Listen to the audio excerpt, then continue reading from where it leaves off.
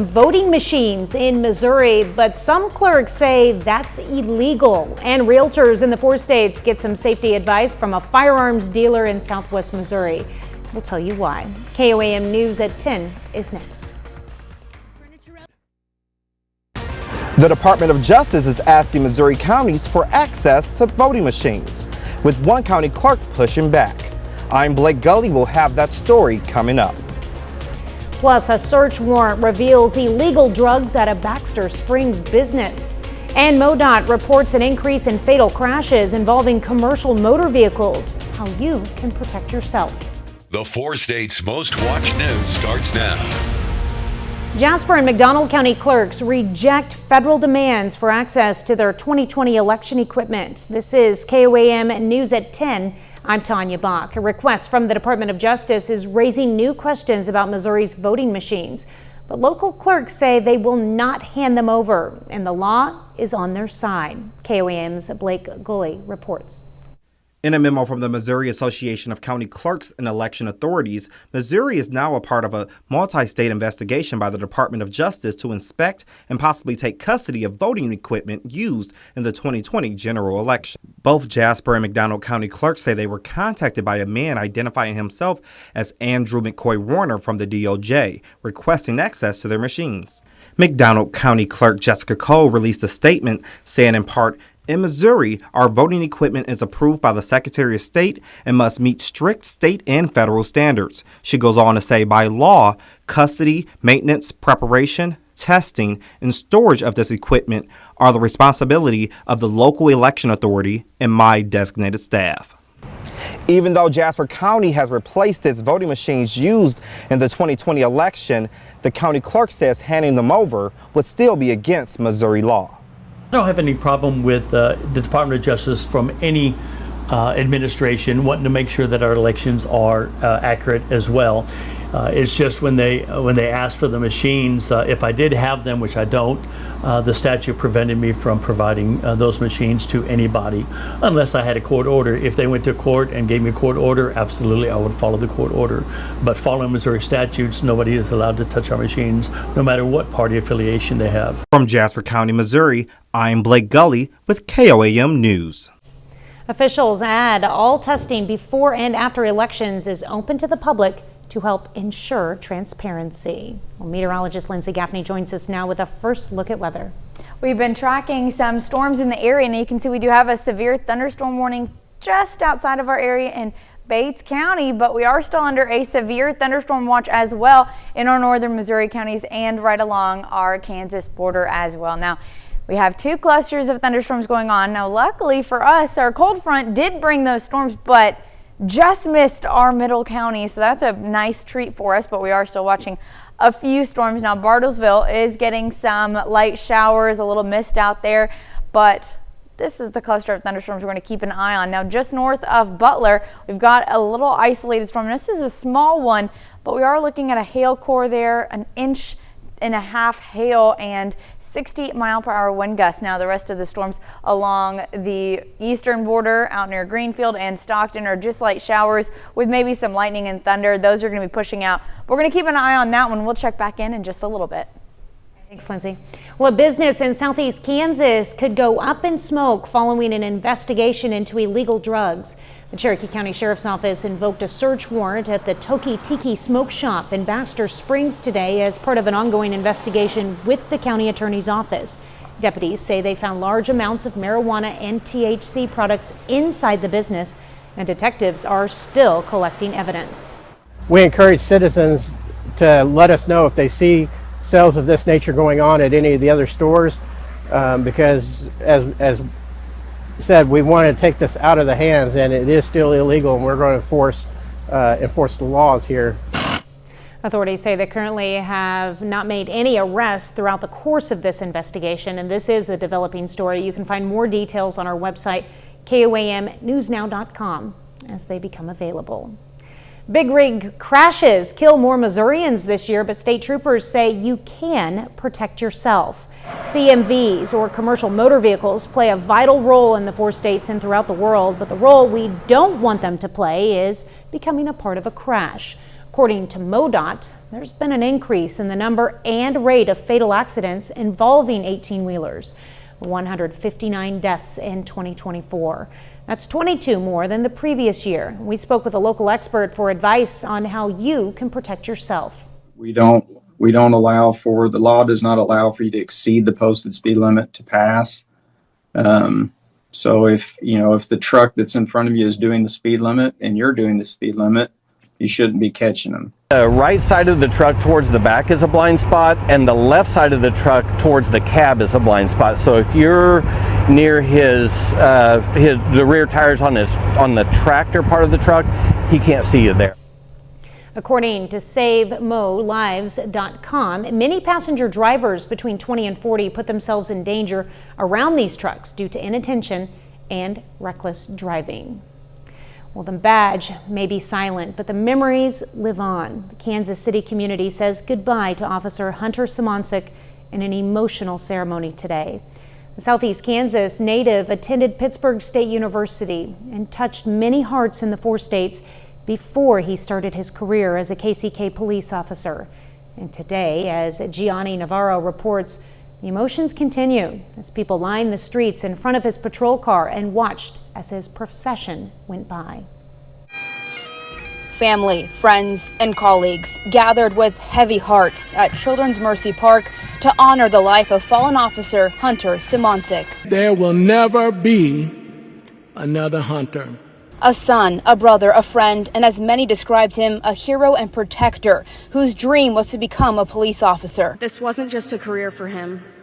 He genuinely wanted to make a change to the world. He was also someone who left his mark far beyond the badge. Hunter was a good person. His family are good people, and they did not deserve this. Can you hear me from heaven? Loved ones sharing how Hunter had the rare ability to make people feel seen and cared for. He made this world brighter. He reminded us to all live a life more boldly, to love more freely, and to never stop being kind. The service closed with music, prayer, and this special moment, proving the impact Officer Hunter Simoncic had on his community. We thank you for your dedication, loyalty, compassion, and service to the citizens of Kansas City, Kansas, Wyandotte County. And although his life was cut far too short, it is clear his memory will live on forever. Rest easy, my dear friend, until we meet again. In Kansas City, Kansas, Gianni Navarro, KCTV5 News. Tomorrow, there's a visitation for family and friends beginning at 1:30 at the St. Patrick Catholic Church in Parsons, Kansas. A rosary service with a mass of Christian burial will follow. Now, the route from the church to the Mount Olivet's Catholic Cemetery will be blocked off from 2:30 to 4 p.m., and that's Ness Road from Main Street to 21,000 Road. Pitt State starts the new year with a new president. Coming up, we find out his priorities for the school. But up first, September marks Realtor Safety Month, how area realtors hope to help themselves with some tools of protection.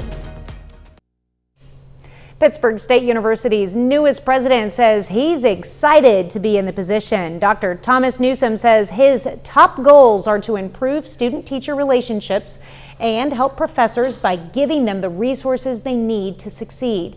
President Newsom says while no program is on the chopping block, he will be fiscally responsible with every dollar the university receives. It's my responsibility to be fiscally responsible to the taxpayers of the state of Kansas.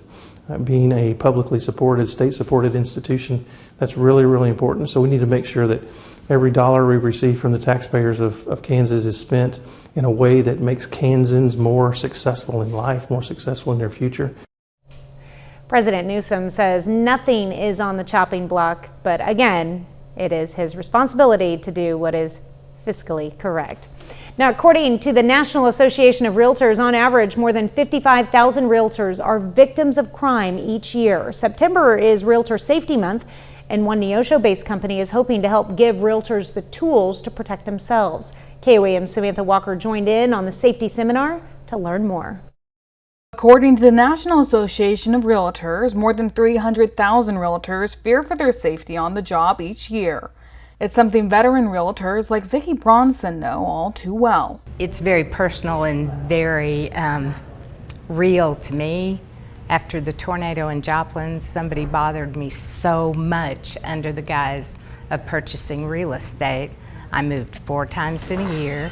As agents, we don't know what we're exposed to until there's a problem. Last year, 400,000 real estate agents in the U.S. reported not having any safety protocols in place to protect themselves.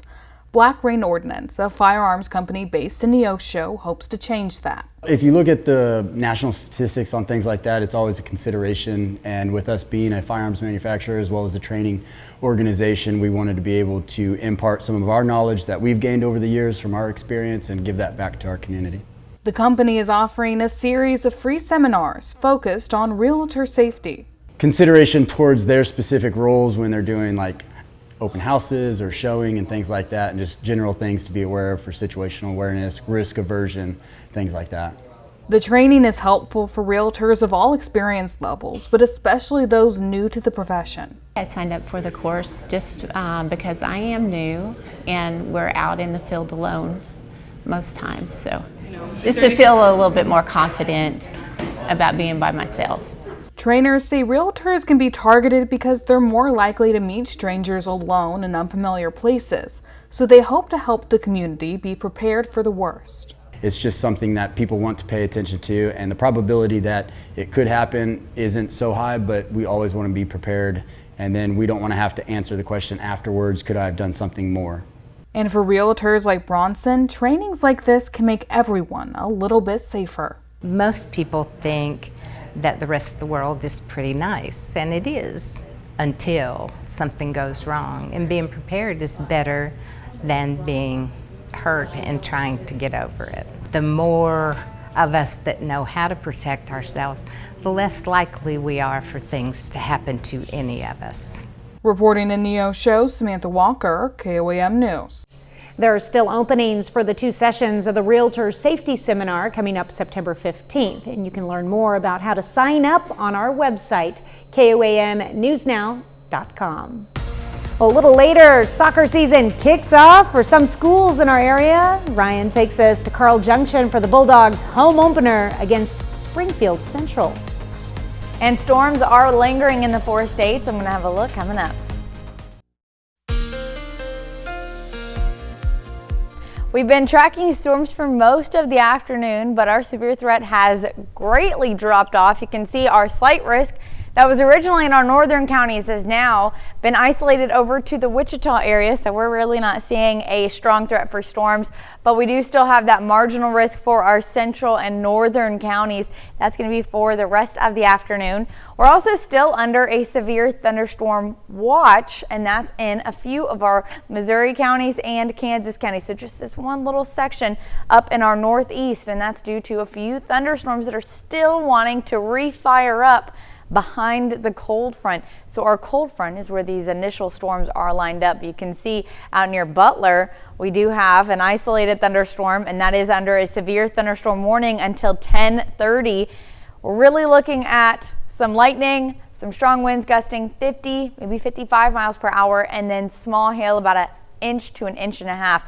Now, the rest of us are looking pretty good. You can see downtown Joplin from the Cornell Arts and Entertainment Complex. Mostly clear skies out there, but we are going to see those clouds pushing in rather quickly tonight along that front. Now, temperatures are going to drop down to the low 60s, and we also could see those scattered thunderstorms making it into our central counties. Now, we're really not seeing any more of a wind threat for our central or southern counties, but because these storms are behind our cold front or north of the cold front, we could still see a bit of a hail risk with small hail only possible for the rest of the night tonight as our threat for the stronger storms have diminished. Now, taking a look as we head through midnight tonight, really seeing that cluster of thunderstorms again up to our northeast, still trying to hang around. But the rest of us, a little light showers out in the Joplin area, up in the Yates Center. You can see out in Oklahoma as well. Then we head through 2 a.m., 3 a.m., a few light showers. Now, these are going to be a light mist. You might leave your grass a little wet in the morning, but shouldn't be a big disruption to any morning for us. because by 5 a.m. we're mostly cleared out. We are still seeing a lot of clouds up in our north and even in our east, but most of us are going to be back to clear skies for the rest of the afternoon on Thursday, and dry weather on Thursday as well. Looking pretty good. Temperatures behind that front, we do have that northerly wind, so we're going to see temperatures dropping down a bit, so in the upper 70s to maybe about 80, 81, so low 80s, especially with that sunshine. It might feel a bit warmer. We do still have that chance for some lingering morning showers there early in the morning, but we're mostly going to be dry for the day on Thursday. We only have that 10% chance for some morning showers. Friday, we do get back to some scattered shower chances and overcast skies, but you can see those temperatures just continue to drop as we head through Saturday, Sunday in the upper 70s, and then we're back into the 80s for the rest of the week. Now, taking a look at the end of the week and into next weekend, we are back to the upper 80s. Now, we haven't actually seen temperatures go back to those hot summer temperatures in the mid 90s, but we're getting back closer and even slightly above average at the end of next week. That might be our last little taste of summertime before we really start to see fall settle in. Yeah, I'm not looking forward to near 90 again. Nope, me either. Let's focus on how nice it's going to be this weekend. I'm right there with you. All right, thanks, Lindsay. Well, still ahead, the Cardinals and Royals are back in action tonight, looking to close the gap in their wild card races. We'll see how they fared in their matchups. And the Colgan Panthers return a large senior core this year with hopes of making a run at a state title. We'll have the details coming up. The Colgan Panthers have won at least 9 games in each of the last 3 seasons. And unlike a year ago, the Panthers will enter the 2025 season with a lot of familiar faces leading the way. Last year, Colgan relied on their junior class, who stepped up and led the Panthers to a playoff sectionals appearance. And now, with a year of experience underneath their belts, this Colgan team is picking up where they left off, with 9 returning starters on each side of the ball. A lot of them were thrown into the fire last year as juniors and really did an outstanding job and got a lot better. And you can tell this year just the retention's really high, the rate at which they remember the plays and formations and blitzes and everything. So we feel like we're, in a good spot and guys that pick things up quick. We've all been together basically like our whole lives. I mean, we've played like 6th grade through now, so it's about like 7-8 years together. And I mean, I think we just build a lot of friendships and like we all trust each other that we're gonna have each other's backs, and that really helps us in the games. Definitely great to have that experience. I mean, last year we went into playoffs not knowing like what we could do, how we could perform, but I mean, definitely this year we like know we can perform to that level of playoffs, and I think we can definitely put a good run on it. As the Panthers prepare for kickoff, one key emphasis this offseason has been physicality. With several returners up front on the offensive and defensive lines, Colgan expects the men in the trenches to be a strength this season. Biggest thing, physicality, especially run defense, play deep in 1A. You're going to see a lot of teams that are going to run the ball first. And so we've got to be able to stop the run. I think that starts with physicality all the way around. Football's a game of blocking and tackling when it really comes down to it, and it requires a certain level of physicality. And so we've really been focusing on the physicality of blocking and tackling. We return 4 starters on the offensive line and 3 on the defensive line. And so we return the bulk of the guys up there up front. A lot of them have played a lot of minutes. They understand the schemes. They can make calls and make adjustments on the field. The Panthers kick off their season this Friday at home against Girard. Kickoff is set for 7 p.m. from Hutchinson Field. The high school soccer season is underway across the 4 states as teams open up their competition this week. One of those squads, Carl Junction, taking the pitch for the 2nd straight day. Bulldogs taking on Springfield Central after beating Webb City on Tuesday. First half, Bulldogs with a corner kick. Cale Trosper sends one into the box. Cruz Bourne gets a foot on it and finds Nylon to give Carl Junction a 1-0 lead. Central looking to respond, finding an opportunity in the middle of the field, but this open shot is corralled by Blake Miller in goal to keep the lead. Still in the first half, Bulldogs on the attack once again. Josh Heston with the crosser, and Central is able to clear it, but not for long, as Nolan Kalk creates separation, and he will tickle the twine to double the lead. Carl Junction wins the battle of the Bulldogs 3-0 to improve to 2-0 on the young season. We are in the home stretch of the MLB regular season, with the Royals and Cardinals still on the outside looking in for the postseason. Both teams in action tonight at home, needing to stack some wins. After dropping their series opener last night to the Angels, the Royals look to even the series. However, Kansas City drops their 3rd straight game, 4-3, as Los Angeles takes the series. The Royals finish the night with only 4 hits and go 1 for 7 as a team with runners in scoring position. KC looks to avoid the sweep tomorrow in the finale against the Angels. Cardinals wrapping up their 3-game set with the Athletics in a rubber game. St. Louis, they will take the series against the A's 5-1 with the win tonight. Wilson Contreras leading the way for the Cardinals with 3 hits and 4 RBIs. Nolan Gorman added 3 hits himself, including a solo home run, but the star was Matthew Liberatore, who was dominant on the mound, going 5 1/3 scoreless innings with 7 strikeouts in the win. Orioles and Cardinals still trying to fight. Orioles have had a couple opportunities to really get within about a game or so of the Mariners for the last spot, but lost both nights, so it's going to be interesting the next few weeks or so. It was good to see the Cards win, too. Exactly. All right, thanks, Ryan. That's a look at sports. We're back after this. A local program is helping ease the financial burden for families with young children in Carthage. The Happy Bottoms Diaper Program through the McCune Brooks Healthcare Foundation provides free diapers or pull-ups to children under age 4 in the general area. Now, since launching last April, it's already served more than 550 kids each month. Families just need proof of residency and their child's date of birth to qualify. Distribution happens once a month at the McCune Brooks Healthcare Foundation in Carthage. A nice program. Yes, it is. All right, final check of the weather. Well, we do have some ongoing storms tonight we're going to keep an eye on. Now you can see them moving through Butler, but most of us are going to stay relatively dry or not seeing any severe weather tonight. Now, we do have a clear day for us throughout the day on Thursday. Temperatures getting up to the low 80s, but more rain returns on Friday. But a good weekend for sports. Exactly. Both Pittsburgh State and Missouri Southern will be in action this weekend. But we got Friday football. Kansas starts this week, so it gets really crazy for us as sports department, but it'll be fun. Yeah, curious to see if they'll be fighting those scattered showers on the games. Too, yeah. Keep our eye out. Well, thank you for watching. We will see you tomorrow. Have a great evening and an even better Thursday.